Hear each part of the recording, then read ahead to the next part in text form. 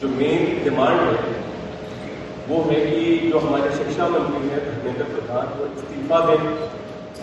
और हम एक बड़े एब्सर्ड टाइम्स में हैं जहाँ पे मुझे एक्सप्लेन करना पड़ रहा है कि वो इस्तीफा क्यों हो, क्योंकि एक ऐसी जगह जहाँ पे कॉमन सेंस हो, so it should be clear कि नीट का पेपर लीक हुआ, कहीं पे एसएससी जीडी के उसमें गड़बड़ और सीबीएसई का एग्जाम उसमें गड़बड़। कई स्टूडेंट्स ऐसे हैं who died by suicide because of this immense pressure।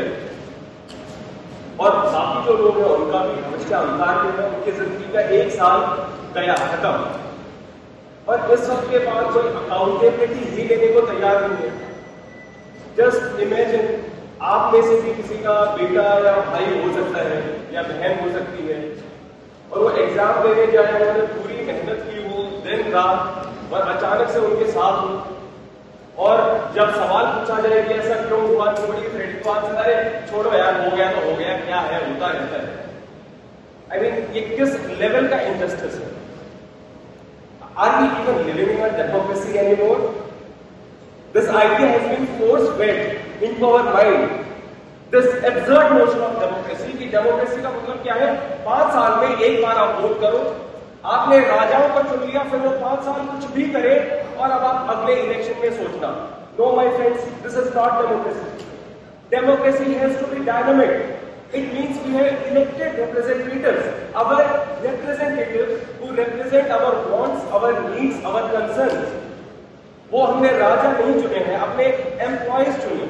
अगर वो सही से काम नहीं करेंगे हम सवाल पूछेंगे। मीडिया का, सिटीजन्स का, सभी का ये काम है कि सवाल पूछे जाए, अकाउंटेबिलिटी तय हो और किसी काबिल इंसान को मंत्री बनाया जाए ताकि बाद में ऐसा ना हो। आप में से किसी को कोई सवाल? मेरा सवाल सवाल हम लोग एंड में लेंगे। बिफोर मैं आशुतोष जी को माइक दूं, एक छोटा सा फैक्चुअल पॉइंट। अब देखिए कैसे मजाक हुआ है, इतने करोड़ों युवाओं के साथ कैसा मजाक हुआ है। नीट में 22 लाख, सीबीएसई में 17 लाख, सीयूईटी में 16 लाख और जो एसएससी जीडी एग्जाम है उसमें 40 लाख युवाओं के साथ मजाक हुआ है। 1 करोड़ हो गए, अगर इनको मिला दें तो 1 करोड़ युवाओं के साथ मजाक हुआ है। एंड वही मजाक के वजह से एंड जब हम लोग कोर्ट जाते हैं, हम लोग इंस्टीट्यूशन के पास जाते हैं, पहली बात तो कोई बात नहीं करता है, दूसरी बात हम लोग को कॉकरोच बोल देते हैं, पैरासाइट बोल देते हैं। तो हमारा सिस्टम ये हो गया, तो कौन सुनेगा हमें? कौन सुनेगा?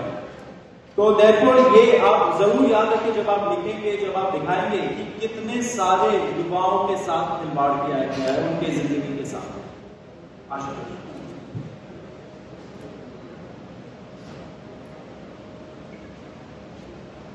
1 करोड़ लोगों, 1 करोड़ बच्चों का future is at stake today. इतना सब कुछ होने के बावजूद धर्मेंद्र प्रधान जी रिजाइन क्यों नहीं करते? क्या इस देश में अकाउंटेबिलिटी नाम की कोई चीज नहीं बची? क्या इस देश में कोई भी किसी भी प्रकार की हरकत के लिए जवाबदेह नहीं है? आपने सिर्फ 2 ब्यूरोक्रेट्स को ट्रांसफर कर दिया फॉर्मेलिटी के नाम पे, एंड दैट्स इट।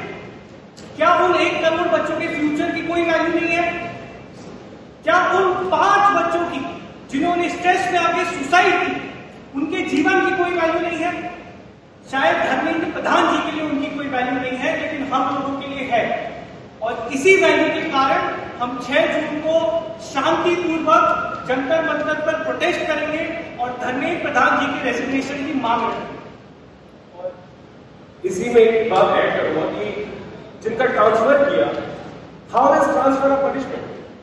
मतलब वो इस मिनिस्ट्री में यहाँ पे गड़बड़ काम कर रहे थे, तो चलो यार इनका ट्रांसफर दूसरी जगह पे कर दो, अब वहां पे तुम गड़बड़ करो। What give up this? अब उनको एग्रीकल्चर के डिपार्टमेंट में ट्रांसफर किया है, अब वो वहां पे गड़बड़ करेंगे। How is this even a punishment?